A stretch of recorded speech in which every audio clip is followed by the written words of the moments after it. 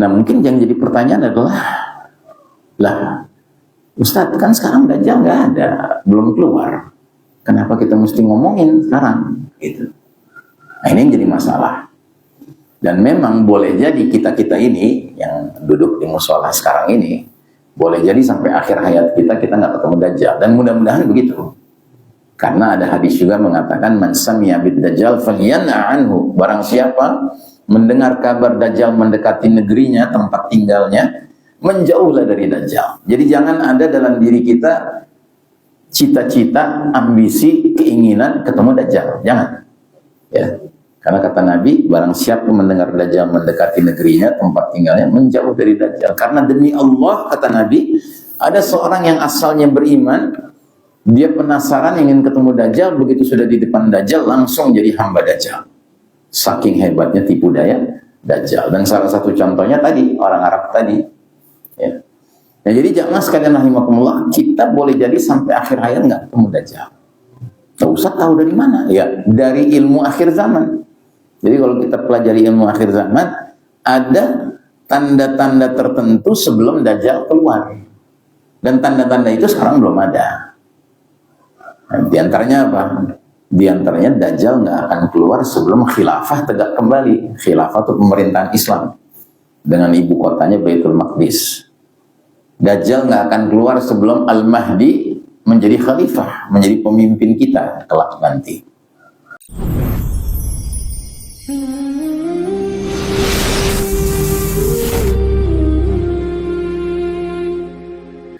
Saudara sekalian rahimakumullah, dalam sebuah hadis Nabi kita bersabda, ya ayuhan nas, innaha lam takun fitnatun ala wajhil ardi mundu darallahu dhurriyata adama a'zama min fitnatid dajjal. Wahai manusia sekalian, sungguh semenjak Allah Ta'ala menciptakan anak cucu Adam di muka bumi ini, tidak ada fitnah yang lebih dahsyat dari fitnah Ad-Dajjal. Wa inna Allah Azza wa Jalla yab'ath nabiyan illa haddara ummatahu Ad-Dajjal. Dan sungguh tidak ada satu nabi pun yang diutus Allah ke muka bumi ini, melainkan nabi tersebut memperingatkan umatnya masing-masing mengenai fitnah Ad-Dajjal. Wa ana akhirul anbiya wa antum akhirul umam wa huwa kharijun fikum la mahala.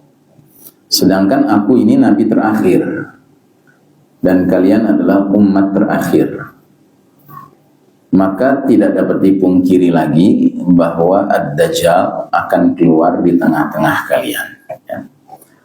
Nah, jadi hadis ini menjelaskan beberapa hal. Yang pertama, Nabi menegaskan bahwa sepanjang perjalanan keturunan Adam di muka bumi ini, sepanjang perjalanan kehidupan manusia, tidak ada fitnah yang lebih dahsyat dari fitnah Dajjal. Itu pertama. Yang kedua, ternyata perkara Dajjal ini bukan hanya disampaikan oleh Nabi Muhammad SAW, tapi semua Nabi yang diutus Allah pasti memperingatkan umatnya masing-masing tentang fitnah Dajjal ini. Makanya di kalangan orang Kristen, mereka juga punya konsep tentang Dajjal, walaupun namanya berbeda. Mereka menyebutnya Antikristus. Ya. Nah, poin ketiga dari hadis ini, Nabi menegaskan kalau aku ini Nabi terakhir, yang berarti kalian, umatku, adalah umat terakhir. Artinya semua nabi-nabi sudah berlalu. Semua nabi-nabi sudah menyampaikan tentang fitnah Dajjal. Dan semua nabi-nabi sudah wafat. Berarti Dajjal itu keluarnya di tengah umat yang terakhir ini. Pertanyaan, Dajjal ini makhluk seperti apa? Ya. Jadi ini ada hadis panjang sekali menjelaskan tentang hal ini. Ada seorang dia seorang pelaut bernama Tamim Ad-Dari. Dan pelaut ini beragama Nasrani. Suatu ketika dia mengadakan pelayaran bersama 30 awak kapalnya. Semuanya orang Nasrani dari Palestina, khususnya dari suku Lakhom dan Judam. Ada 2 suku, mereka 30 orang. Berlayarlah mereka. Ternyata pelayaran mereka ini kena badai ombak. Selama 1 bulan dipermainkan oleh badai ombak seperti bola dipermainkan di laut. Setelah 1 bulan, sampailah mereka di sebuah pulau kecil yang dikelilingi pulau-pulau kecil lainnya. Turunlah mereka dari bahtera, naik ke atas pulau itu. Ternyata disambut oleh makhluk yang aneh. Makhluk ini seluruh tubuhnya berbulu sedemikian rupa sehingga tidak jelas mana kepalanya, mana ekornya. Belum selesai keheranan mereka, tiba-tiba makhluk ini berbicara. Dan makhluk ini berkata, di dalam pulau ini ada biara yang di dalamnya ada seorang laki-laki yang ingin ketemu kalian, ingin mendengar berita-berita tentang dunia luar sana. Maka mereka kaget. Dan Tamim Ad-Dari langsung bertanya, "Ma anta? Kamu ini apa?" Dia jawab, "Ana al-Jassasah." Aku adalah al-Jassasah. Ya. Akhirnya ditinggalkan sama Tamim Ad-Dari dan awak kapalnya sambil mereka khawatir ini syaitan betina. Ya. Mereka melangkah ke dalam pulau, ternyata benar di dalam pulau itu ada sebuah biara. Ya tahu biara ya? Biara itu tempatnya orang Nasrani tapi bukan gereja, bukan tempat ibadah mereka. Jadi tempat di mana orang suci mereka hidup di dalamnya. Jadi begitu mereka masuk ke dalam biara itu, mereka melihat a'zamu insanin ra'ainahu. Kami melihat ada manusia yang paling besar yang pernah kami saksikan. Tapi walaupun dia besar, dia terikat di tangannya begini dan di kakinya. Di kakinya itu terikat antara lutut sampai mata kakinya dengan besi. Ya. Terus tiba-tiba laki-laki ini berbicara. Dia berkata, "Beritahukan padaku tentang kurma Baisan." Baisan ini nama sebuah kampung, sebuah desa di Palestina. Maka Tamim Ad-Dari bertanya, "Tentang apanya yang kamu tanyakan?" "Aku bertanya pada kalian tentang kurmanya, apakah sudah berbuah?" Maka dijawab, "Iya." Terus kata laki-laki ini, "Ketahuilah, kurma Baisan itu hampir tidak membuahkan." Terus dia bertanya lagi, "Beritahukan padaku tentang Danau Tiberias." Ya, ada sebuah danau namanya Danau Tiberias. Tamim Ad-Dari bertanya, "Tentang apanya yang kamu tanyakan?" Dia mengatakan, "Apakah ada airnya?" Dijawab, "Airnya banyak." Terus kata laki-laki ini, "Ketahuilah, air Danau Tiberias hampir akan habis." Terus dia berkata lagi, "Beritahukan padaku tentang mata air Zugor." Nah, mata air Zugor ini letaknya antara Palestina dan Jordan. Ditanya, "Tentang apanya yang kamu tanyakan?" Dia berkata, "Apakah di sana ada airnya dan apakah penduduknya bercocok tanam dengan air itu?" Dijawab, "Iya, airnya banyak dan penduduknya bercocok tanam dengan air itu." Terus dia berkata lagi, "Beritahukan padaku tentang nabi orang-orang buta huruf. Bagaimana keadaannya?" Maksudnya nabi mana? Nabi Muhammad sallallahu alaihi wasallam. Ingat, Tamim Ad-Dari ini bukan muslim, dia Nasrani. Tapi dia orang Arab, sehingga dia sudah dengar kabar tentang Nabi Muhammad. Jadi dia jawab, "Iya. Nabi itu telah muncul dari Mekah dan sekarang tinggal di Yasrib." Yasrib ini nama lama untuk kota Madinah. Dulu Madinah namanya Yasrib. Jadi artinya saat itu Nabi Muhammad sudah hijrah dari Mekah ke Madinah. Ya. Apa yang mereka lakukan terhadapnya? Maka dijawab,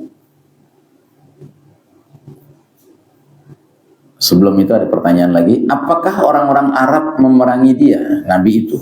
Dijawab, iya. Apa yang mereka lakukan terhadapnya? Maka kami beritahu bahwa Nabi itu menang atas bangsa Arab, dan sekarang bangsa Arab mentaatinya. Maka kata laki-laki itu sudah terjadi. Kami menjawab, iya. Terus dia berkata, ketahuilah, sesungguhnya itulah yang baik bagi mereka mentaati Nabi itu. Terus kata laki-laki ini, ukhbirukum anni, akan kuberitakan pada kalian siapa diriku. Ana al-Masihud Dajjal. Aku ini adalah al-Masih ad-Dajjal. Dan aku sudah hampir diizinkan untuk keluar. Aku akan keluar. Aku akan melintasi seluruh permukaan bumi ini. Tidak kubiarkan satu kampung pun kecuali aku singgahi. Total selama 40 malam. Kecuali Mekah dan Thayyibah. Thayyibah juga nama lain dari kota Madinah. Jadi dia akan masuk ke semua kampung di permukaan bumi ini kecuali Mekah dan Madinah. Keduanya diharamkan bagiku. Setiap kali aku ingin masuk salah satunya, malaikat membawa pedang kuat menghadangku, menghalangiku dari tempat itu, dan di setiap jalannya terdapat para malaikat penjaga. Selesai pembicaraan Tamim ad-Dari dengan Dajjal. Langsung dia ajak awak kapalnya meninggalkan pulau itu. Sampailah dia di Madinah, sampai di rumah Rasul itu setelah maghrib. Sudah waktu maghrib. Ya. Diterima sama Nabi, panjang lebar dia ceritakan apa yang terjadi. Nabi pun membenarkan kalau Tamim ad-Dari sudah berjumpa dengan Al-Masihud Dajjal. Langsung Tamim ad-Dari masuk Islam, mengucapkan 2 kalimat syahadat. Terus masuk waktu Isya, Nabi berangkat ke masjid untuk memimpin sholat Isya. Selesai sholat Isya, langsung Nabi naik ke atas mimbar. Lalu Nabi katakan, jangan ada yang bergerak, aku ingin menyampaikan sesuatu. Nah, disampaikanlah panjang lebar apa yang dia dengar dari Tamim ad-Dari itu. Terus di ujung pembicaraannya, dengan menggunakan tongkat pendek yang dipegang sama Nabi, dia pukul mimbar. Hadhihi thayyibah, hadhihi thayyibah, hadhihi thayyibah. Inilah kota Madinah, inilah kota Madinah, inilah kota Madinah. Ingat, apakah aku sudah ceritakan pada kalian? Mereka menjawab, para sahabat menjawab, iya. Terus kata Nabi, apa yang dikatakan Tamim ad-Dari membuatku takjub. Ceritanya sama seperti yang kuceritakan pada kalian tentang Ad-Dajjal, Madinah, dan Mekah. Masya Allah. Jadi berdasarkan hadis panjang ini, Dajjal itu apa? Makhluk apa? Manusia. Ya, karena Tamim ad-Dari bersaksi ke hadapan Nabi mengatakan, a'zamu insanin ra'ainahu, kami menyaksikan, kami melihat manusia paling besar yang pernah kami saksikan. Berarti dia manusia. Dan Nabi tidak mengingkari, Nabi tidak menyalahkan. Ya. Berarti Dajjal ini manusia min bani Adam. Tapi sudah barang tentu ada beberapa hal yang luar biasa dari manusia yang satu ini. Pertama, seperti yang disaksikan oleh Tamim ad-Dari, badannya besar. Ya, nggak tahu berapa besar, tapi yang jelas beliau mengatakan a'zamu insanin ra'ainahu, manusia terbesar yang pernah kami lihat. Yang kedua, usianya panjang. Ya, bayangkan di zaman Nabi sudah ada. Berarti sudah berapa tahun gitu? Ya, kalau pakai kalender Hijriah saja sudah 1447 tahun setidak-tidaknya. Tapi bagi kita orang beriman, mungkinkah Allah Ta'ala menciptakan manusia dengan usia panjang? Mungkin tidak. Ya mungkinlah. Wallahu ala kulli syai'in qadir. Allah itu atas segala sesuatu maha berkuasa. Ya.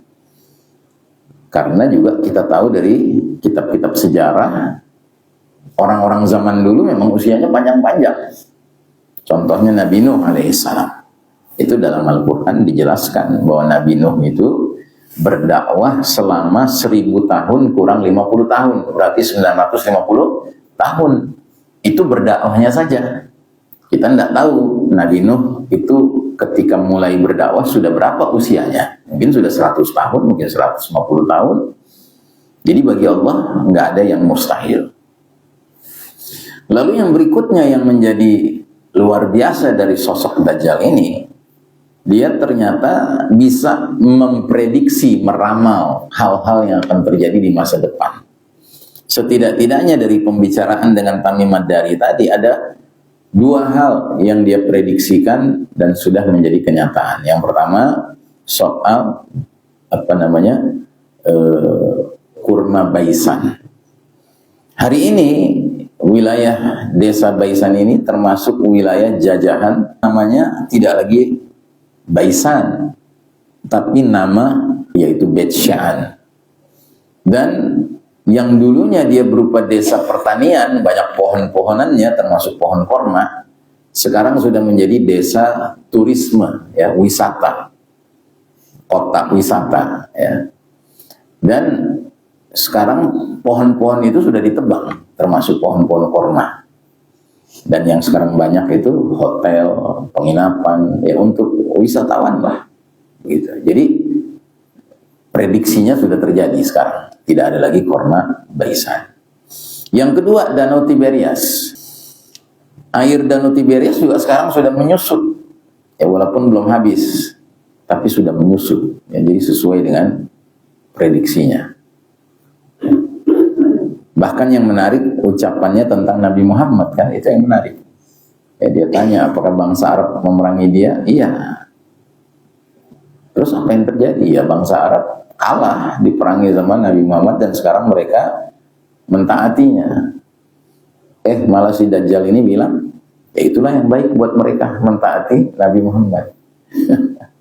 Jadi walaupun dia Dajjal, tapi dia mengatakan itulah yang terbaik bagi bangsa Arab, mentaati Nabi tersebut, ya. Makanya hati-hati, tidak semua orang yang berilmu itu pasti beres, ya. Dajjal berilmu dia. Ilmunya mengatakan kalau bangsa Arab taat pada Nabi itu baik buat mereka. Tapi apakah itu berarti dia setuju dengan Nabi Muhammad? Ya, belum tentu. Ya. Baik, nah jadi jamaah sekalian rahimakumullah, kenapa Nabi mengatakan bahwa Dajjal ini merupakan a'zamul fitnah, fitnah yang paling dahsyat? Sebab kalau nanti dia sudah keluar, seperti yang dia sendiri katakan, aku tidak lama lagi akan lepas dari ikatan ini, aku akan keluar. Keluar dari mana? Ya dari pulau itu.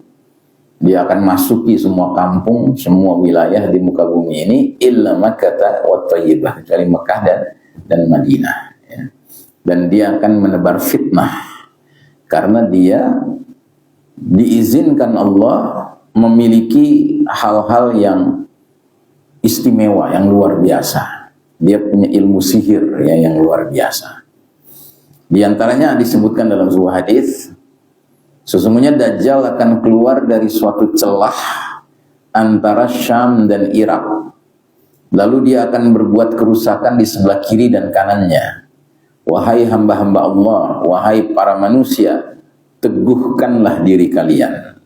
Karena akan kuterangkan, kata Nabi, sifat-sifat Dajjal yang belum pernah diterangkan oleh seorang Nabi pun sebelumku.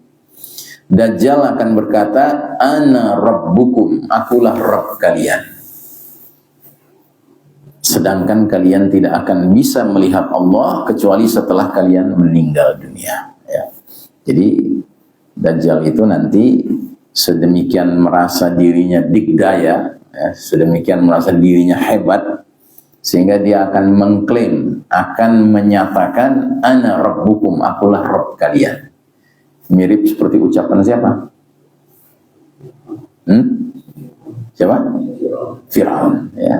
Dulu Firaun itu saking jumawanya, saking merasa dirinya berkuasa penuh atas negeri Mesir, dia sampai mengumumkan, Ana Rabbukumul A'la, akulah Tuhan kalian yang maha tinggi. Nah begitu juga dengan Dajjal. Ya. Dajjal nanti akan mengumumkan, aku Tuhan kalian. Dan Nabi memberikan kita kaedah, Sedangkan kalian tidak mungkin bisa melihat Allah kecuali setelah meninggal dunia. Tidak ada seorang manusia pun di dunia yang fana ini bisa melihat Allah Subhanahu wa Ta'ala. Jadi kalau ada orang ngaku-ngaku Rabb, mesti kita sangkal, mesti kita tolak, mesti kita dustakan, tidak boleh kita benarkan. Karena kalau dia Rabb, berarti kita seolah-olah bisa melihat Allah dong di dunia ini. Padahal nggak mungkin kita melihat Allah. Jangankan kita orang awam, sedangkan seorang nabi saja dulu pernah minta izin kepada Allah agar bisa melihat Allah. Siapa itu? Nabi Musa alaihi salam. Tetapi sama Allah, engkau tidak akan bisa melihatku. Kalau engkau mau melihatku, coba lihat dulu gunung itu, ya kan? Maka Nabi Musa melihat ke arah gunung, lalu Allah menampilkan refleksinya saja, ya, tentang dirinya ke atas gunung itu. Langsung Nabi Musa alaihissalam pingsan, nggak sanggup dia melihat, cuman pantulan dari kehadiran Allah Ta'ala di gunung itu, langsung pingsan. Nah karenanya, yang jadi pertanyaan, kenapa kok ada orang nanti percaya kalau Dajjal itu Rabb? Begitu. Ya. Nah, karena Dajjal itu diizinkan Allah memiliki aneka keistimewaan, keluar biasaan, sampai orang tuh jadi kagum dan akhirnya lupa bahwasanya nggak mungkin kita bisa melihat Allah. Ya, Allah itu Rabb kita. Nah, ada lagi hadis menjelaskan di antara fitnahnya Dajjal bahwa bersama dirinya itu ada surga dan neraka. Padahal sesungguhnya nerakanya Dajjal itulah surganya Allah, dan surganya Dajjal itulah nerakanya Allah. Maka barang siapa mendapat cobaan dengan nerakanya Dajjal, hendaklah dia berlindung kepada Allah dan hendaklah dia membaca ayat-ayat awal dari surat Al-Kahfi. Ya. Makanya kita dianjurkan untuk menghafalkan 10 ayat pertama surat Al-Kahfi, karena itu termasuk salah satu senjata untuk menghadapi fitnah Dajjal. Terus dalam hadis yang lain juga disebutkan, di antara fitnahnya Dajjal bahwa dia akan melintasi suatu negeri, kemudian penduduk negeri itu membenarkan dia sebagai Dajjal, sebagai Rabb, sebagai Tuhan, ya. Maka Dajjal memerintahkan langit untuk menurunkan hujan, hujan pun turun atas perintah Dajjal. Tentunya dengan izin Allah. Dia perintahkan bumi supaya menumbuhkan tumbuh-tumbuhannya, tiba-tiba tumbuh-tumbuhannya muncul dari bumi atas negeri tersebut. Sehingga binatang pada saat itu menjadi lebih besar dan lebih gemuk dibandingkan masa-masa lalu, besar lambungnya dan banyak air susunya. Jadi dikasih surga sama Dajjal, karena mau taat pada Dajjal, mau mengakui Dajjal sebagai Rabb.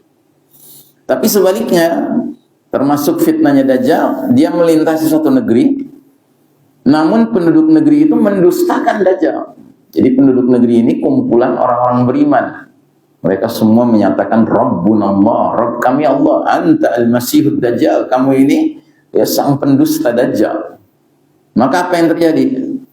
Maka tidak satu ekor binatang ternak pun yang tersisa melainkan binasa. Jadi dihancurkan oleh Dajjal, dikasih neraka, ya, penduduk negeri yang beriman tersebut.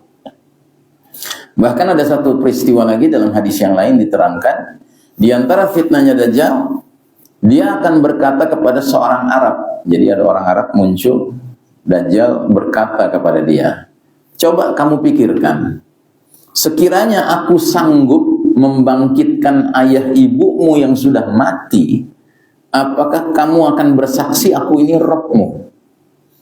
Maka si orang Arab ini berpikir kan, alah mana mungkin kamu bisa bangkitkan ayah ibuku. Sehingga dia jawab, iya, ya, coba aja. Nah gitulah kira-kira.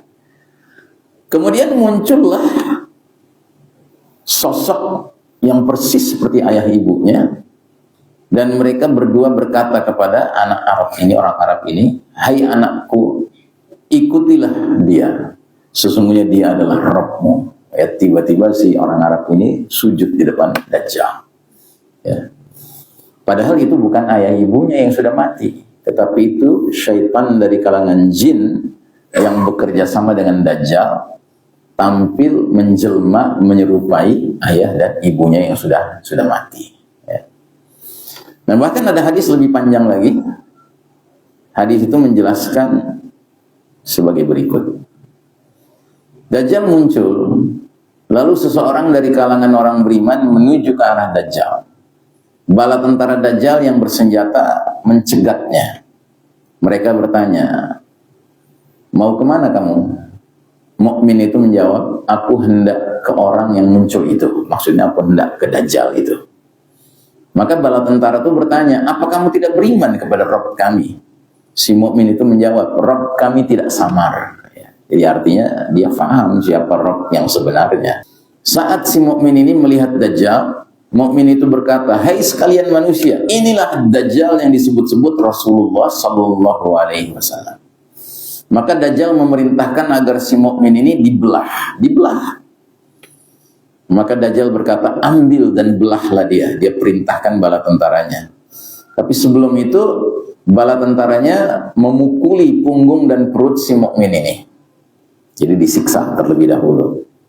Terus dalam keadaan sedang disiksa, Dajjal bertanya, apa kamu tidak beriman padaku sekarang? Si mukmin itu menjawab, anta al-masihud Dajjal. Kamu ini al-masihud Dajjal.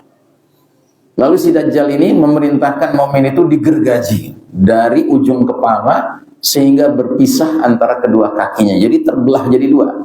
Ya. Kemudian Dajjal jalan di antara dua potongan tubuh si mukmin itu. Setelah itu dia berkata, berdirilah. Tiba-tiba tubuh si mukmin ini menyatu lagi dan berdiri dia. Selanjutnya Dajjal bertanya kepadanya, apakah kamu sekarang beriman padaku?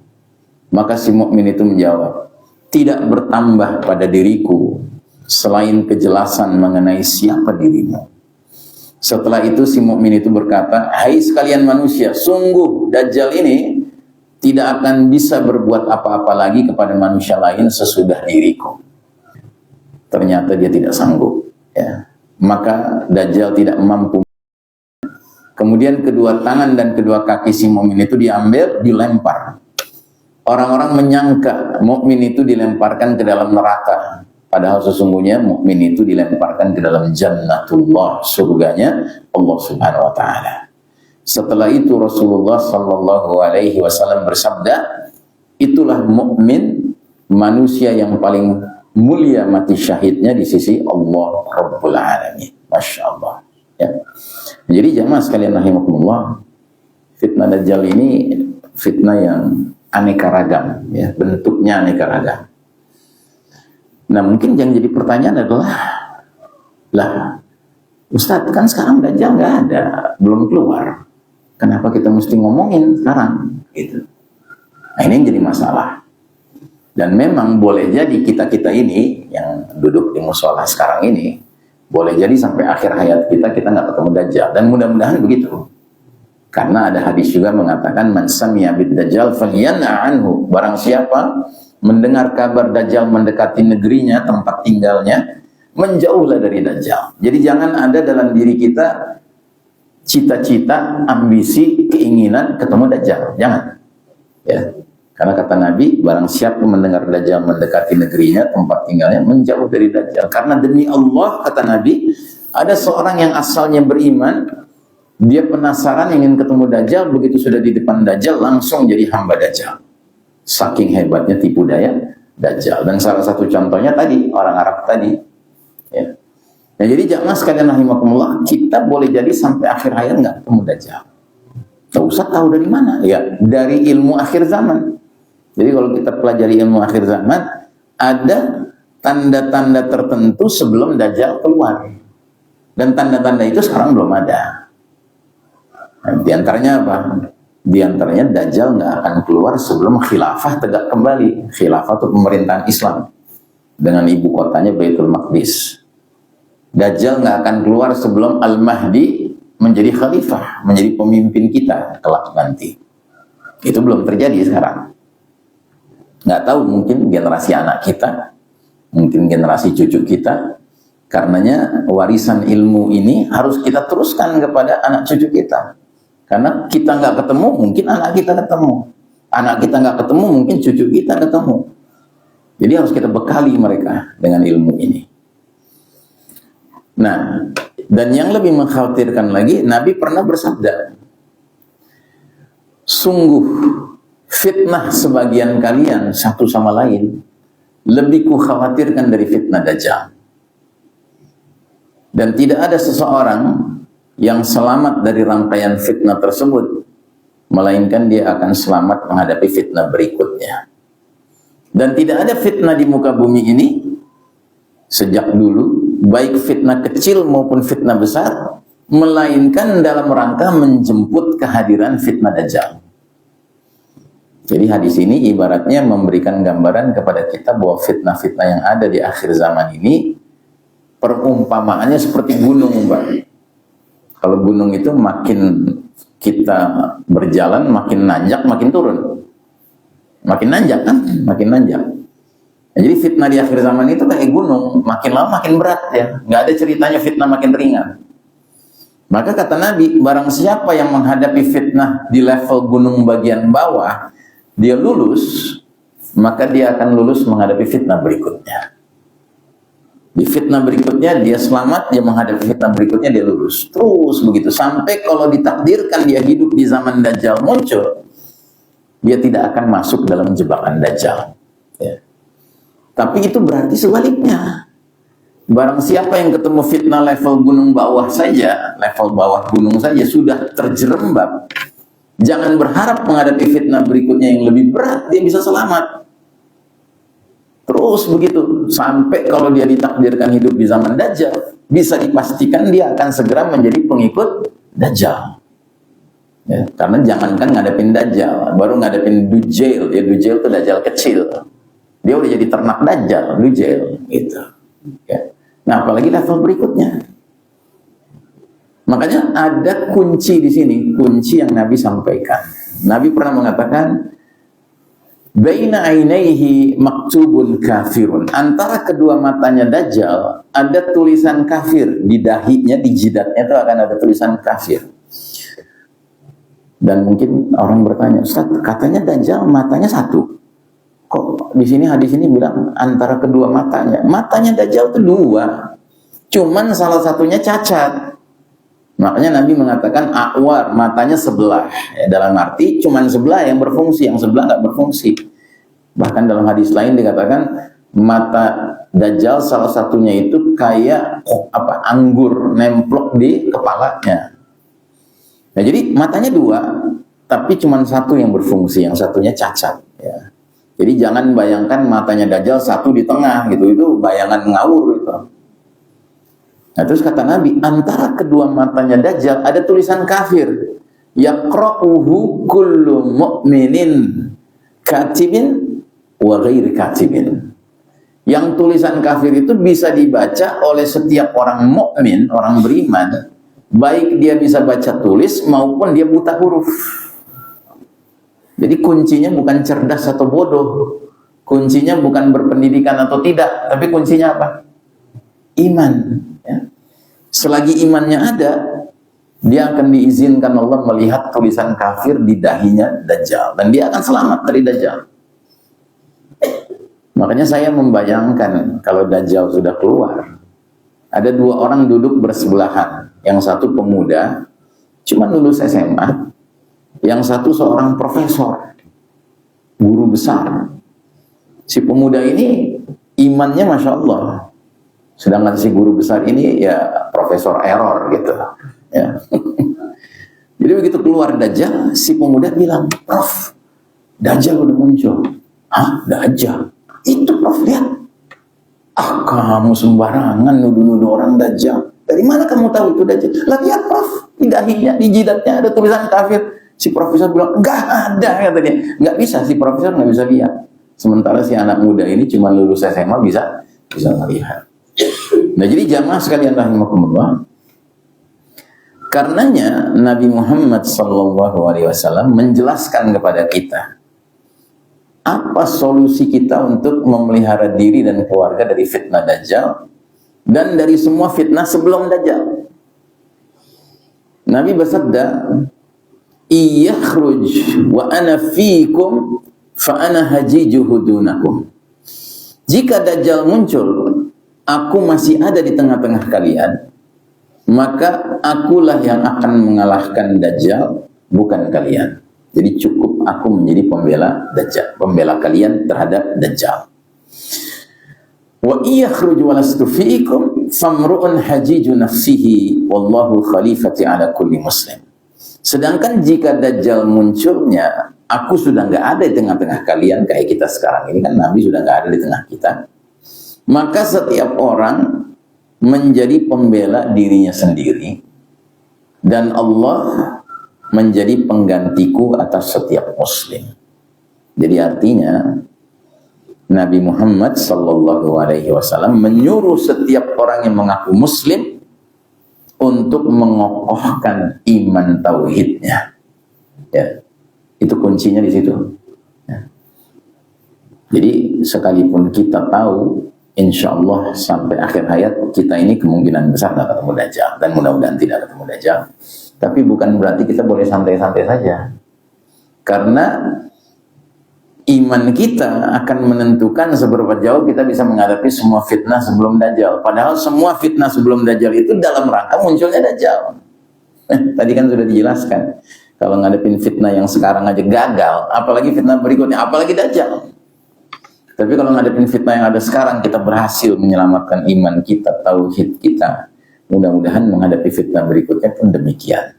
Fitnah berikutnya pun demikian. Dan kalaupun Dajjal muncul, mudah-mudahan kita sudah cukup memiliki senjata menghadapi Dajjal. Nah karenanya, jamaah sekalian rahimakumullah, kunci keimanan kita terletak pada seberapa jauh kita memiliki ilmu dan mengamalkan kalimat tauhid. Ya, kalimat tauhid itu kalimat keimanan yang paling pokok, yang paling asasi. Ya. Dan Allah perintahkan di surat Muhammad ayat 19, fa'alam annahu la ilaha illallah. Maka ketahuilah, maka kajilah, renungkanlah, fikirkanlah dalam-dalam makna la ilaha illallah. Nah, jadi jamaah sekalian rahimakumullah, singkatnya saja, kalimat la ilaha illallah itu bisa diartikan tiga. Tidak ada ilah selain dari Allah, tidak ada Tuhan selain dari Allah. Pertama, la ilaha illallah bisa diartikan la mahbuba ilallah. Tidak ada yang kucintai selain dari Allah. Yang kedua, la ilaha illallah bisa bermakna la matbu'a ilallah. Tidak ada yang kupatuhi, kutaati selain dari Allah. Lalu yang ketiga, la marhuba ilallah. Tidak ada yang kutakuti selain dari Allah.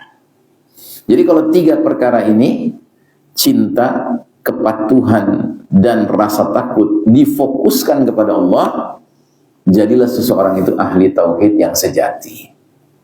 Dan memang hidup kita di dunia ini adalah perjalanan menghadapi ujian-ujian cinta, ujian-ujian kepatuhan, ujian-ujian rasa takut. Nggak jarang ada orang cintanya kepada selain Allah setara dengan cinta dengan Allah. Itu sudah parah itu. Tapi ada yang lebih parah lagi, ada yang cintanya kepada sesuatu selain Allah lebih dari cintanya pada Allah. Nah, ini sudah keluar dari kalimat tauhid ini. Makanya kita harus periksa terus. Apa-apa yang kita sukai, yang kita cintai, itu dicintai Allah tidak? Kalau ternyata Allah nggak mencintai apa yang kita cintai, berarti error nih cinta kita. Ya. Makanya dalam Islam nggak ada istilah cinta itu buta, nggak ada. Cinta mesti melek. Ya. Nggak boleh cinta buta. Ya. Apalagi cinta membabi buta. Ya. Ya, babi kan haram, buta lagi babinya. Nah jadi kita cinta itu harus melek, harus sadar, faham. Boleh nggak kita mencintai sesuatu yang sebenarnya Allah benci? Yang kedua, begitu juga dengan kepatuhan kita. Hati-hati dengan kepatuhan. Jangan sembarangan mematuhi seseorang. Siapapun dia, hatta itu guru kita, hatta itu orang tua kita, hatta itu pemimpin kita. Hati-hati. Karena apa? Karena tidak melulu yang harusnya kita anggap pihak yang kita patuhi itu selalu benar. Tidak, belum tentu. Ya, belum tentu. Makanya tolok ukurnya lagi-lagi boleh enggak kita mentaati seseorang yang nyuruh kita sesuatu yang membuat Allah murka? Ya nggak boleh. Makanya ada hadisnya, la ta'ata fi makhluqin fi maksiatil khaliq. Nggak ada ketaatan pada siapapun makhluk ciptaan Allah dalam rangka durhaka kepada Allah. Nggak bisa. Jadi kita diperintahkan melakukan sesuatu yang ternyata Allah tidak ridhai, ya nggak boleh. Siapapun yang memerintahkan kita. Dan itu ujian di dunia ini. Nah, yang ketiga juga demikian, rasa takut kita. Rasa takut kita itu difokuskan kepada Allah Subhanahu wa taala. Jangan takut kepada selain Allah. Dan dalam hidup kita banyak perkara yang menimbulkan rasa takut yang sebenarnya sama Allah nggak dibenarkan. Takut pada sesuatu itu. Misalnya kita takut karena jadi kita takut mau sholat. Karena apa? Karena ada orang yang melarang kita sholat. Terus kita akhirnya nurut sama dia. Ya nggak benar. Sholat itu wajib. Ya kita harus tetap sholat. Jangan takut apapun ancamannya. Ya. Baik, itu fondasi solusi menghadapi fitnah-fitnah yang ada, termasuk fitnah Dajjal. Tapi khusus dalam kaitan dengan fitnah Dajjal, ada solusi-solusi yang praktis, yang amaliyah. Ya. Ada 4 setidak-tidaknya. 1, bacalah doa saat tasyahud akhir. Ya, jadi Nabi Muhammad SAW bersabda, jika salah seorang di antara kalian membaca tasyahud akhir, hendaklah sebelum mengucapkan salam ke kanan ke kiri, dia minta perlindungan Allah dari 4 perkara. Bunyi doanya, Allahumma inni a'udzubika min adzabi jahannam wa min adzabil qabr wa min fitnatil mahya wal mamati wa min syarri fitnatil masihid dajjal. Ya Allah, aku berlindung kepada Engkau dari azab neraka, dari azab kubur, dari fitnah kehidupan dan kematian, dan dari buruknya fitnah al-masihid dajjal. Baru salam kanan, salam kiri. Itu amaliyah pertama. Amaliyah yang kedua, tadi sudah saya sebutkan, barang siapa mendengar Dajjal mendekat ke tempat tinggalnya, hendaklah dia menjauh dari Dajjal. Karena demi Allah, ada seorang pria datang kepada Dajjal, sementara dia menyangka Dajjal itu mukmin, maka dia mengikuti Dajjal karena hebatnya tipu daya yang ditimbulkan oleh Dajjal. Itu yang kedua. Yang ketiga, Nabi bersabda, man hafidhu asyra ayatin min awwali suratil kahfi usima min fitnatid Dajjal. Barang siapa menghafal 10 ayat pertama suratul kahfi, dia bakal terlindungi dari fitnah Dajjal.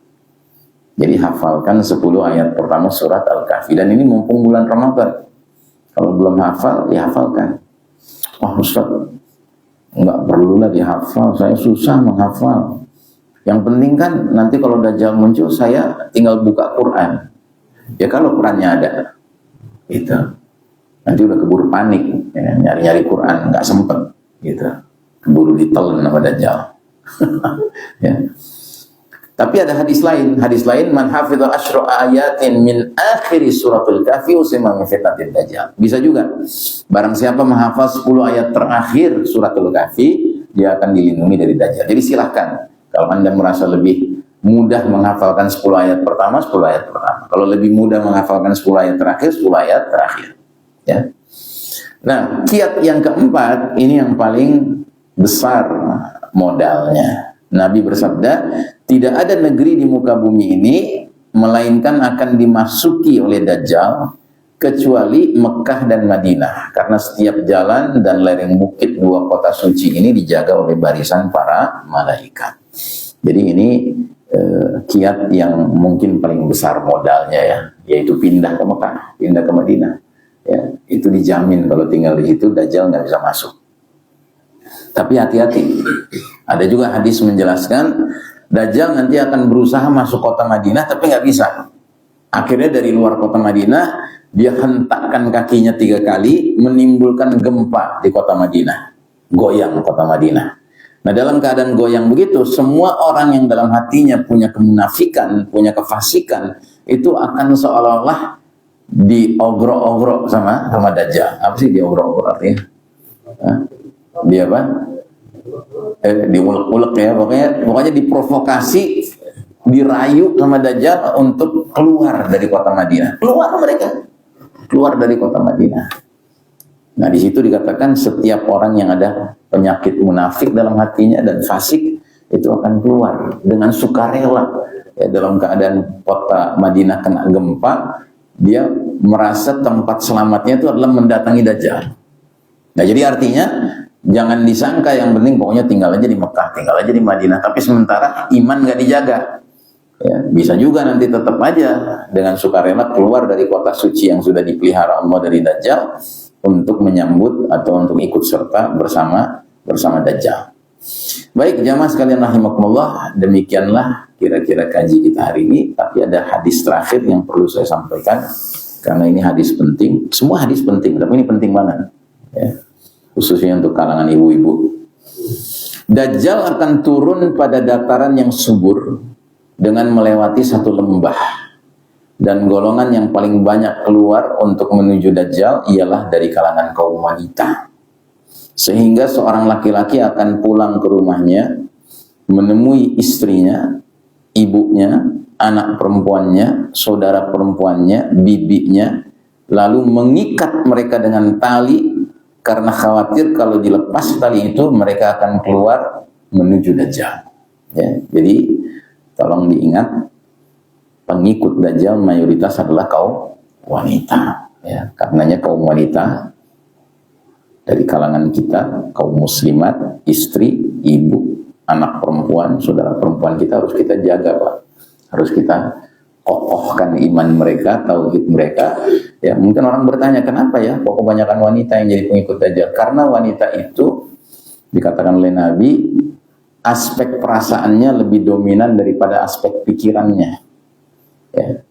Kata seorang ulama, kalau seorang laki-laki mengambil keputusan, timbangan pikiran itu 9, timbangan perasaan cuma 1.